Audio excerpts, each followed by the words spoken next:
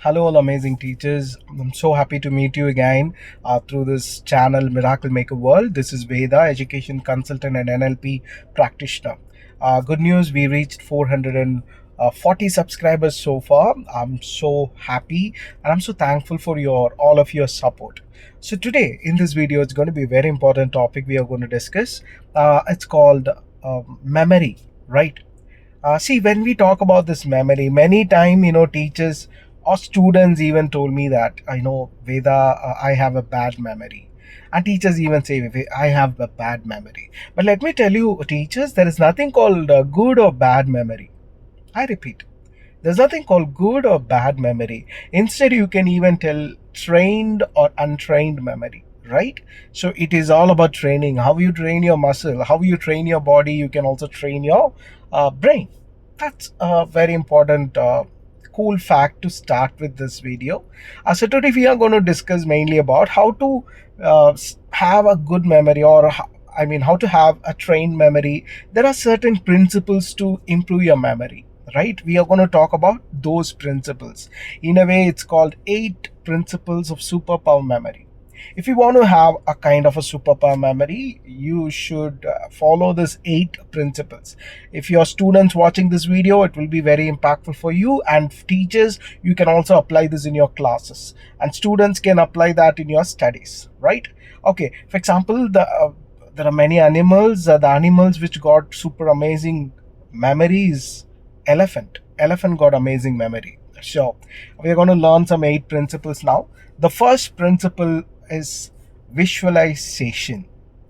Any times when you study a concept, or any time teachers, if you're teaching a concept, make sure that you give ample opportunities for students to visualize it instead of saying it, or it's like make them to visualize it. Sometimes even you can show it, right? Showing the picture, showing the video, that's amazing, but you should also make students to visualize. They should have it in their mind. That's very important. So teachers, when you teach your class, make sure that students started visualizing those concepts. This is very exclusive for this abstract concept which are very hard for us to visualize. You have to make sure that students are visualizing it, right? There are many techniques for it. There are many prompts for it. When you start your class, you can ask many questions. You can tell that imagine yourself in that situation. When you start your class, when you start a concept, you can also give some practical examples so that they can visualize that. That's the first principle. And second principle is called association. Association is nothing but linking or connect the dots, right? Let me give you 2 examples here. The first example, let me give you some 20 random words to memorize, right? You need to just randomly memorize all those words. How many minutes you normally take? 5 minutes, 10 minutes? It differs. It is for individual person, it differs. But instead, now the second example, I'm going to give you the 20 words, but I'm going to connect all these 20 words in the same story. It's very impactful, right? The second way is easier because our brain connects it very well and we remember it in order. So association is that very important. That's why when you start a new concept, you have to relate it with the previous concept they have already learned. Or when you start a new chapter, you will have to connect it with their life. So the connecting is very important, the association is very important. So that's the second principle. And the third principle is outstanding is like being very different, showing some outstanding examples.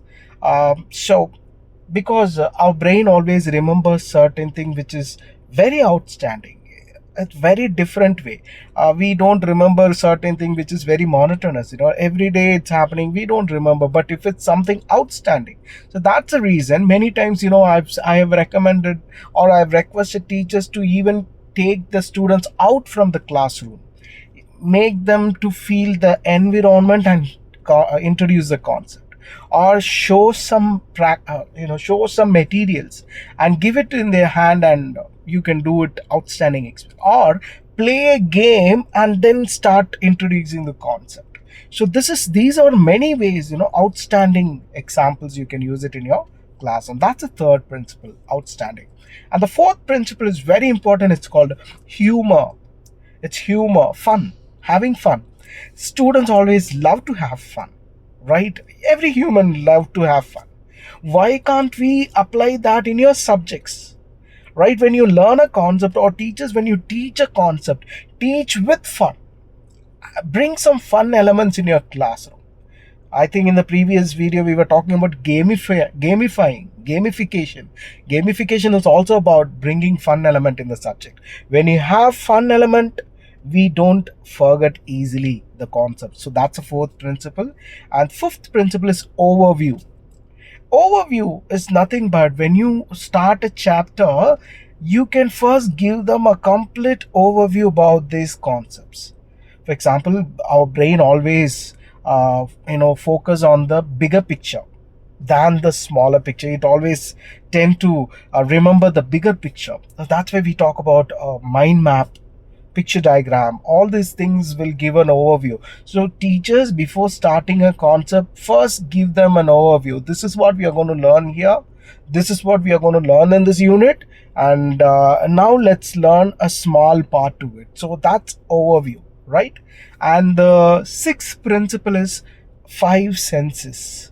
Apply the five senses in the classroom, or make your children use the five senses when they learn. I mean, seeing, hearing, uh, you know sense, feeling, taste, all those five senses. They'll have to apply that, at least like have some 3 to 4 senses in the classroom. For example, that's why when you show them smaller kids, when you show them difference between what is soft and hard, you can make them touch a soft particle and tell them that this is soft, this is hard, right? What is warm, what is cool, or what is hot and what is warm. They have to touch and feel, they have to see, they have to hear. And this is how to apply those senses. And whenever they apply senses in their learning, they will never forget it, right? So that's five senses. And the seventh principle is rhythm, or music. You still remember pre-primary teachers, they have songs, they have rhymes, right? And whenever we learn rhythmically, we will never forget it, right?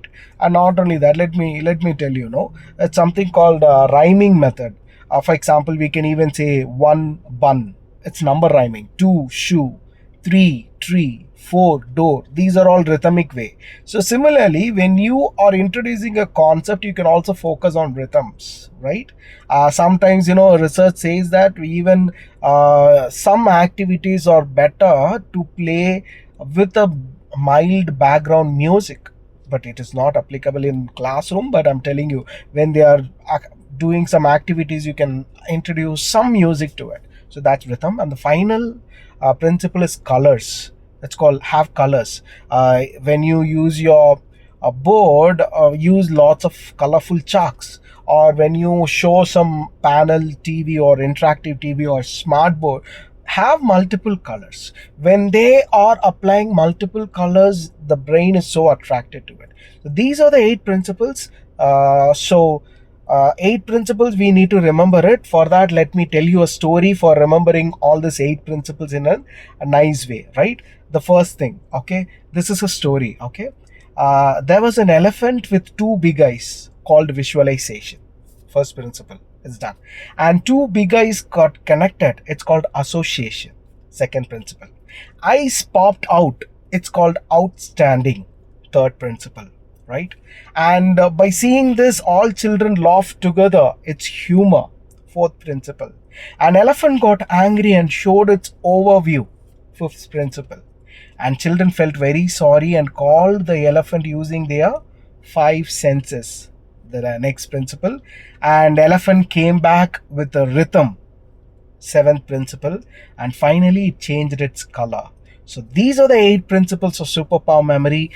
Teachers, please make sure that you apply that in your class. Students, when you learn your concept, please apply that in your learning. You will have a great memory. You will have a trained memory. See you in the next class. Please share with your friends and make them also see this effective videos. And if you have any feedback, please make sure that you share it in your comment. Right? Thank you so much, all teachers.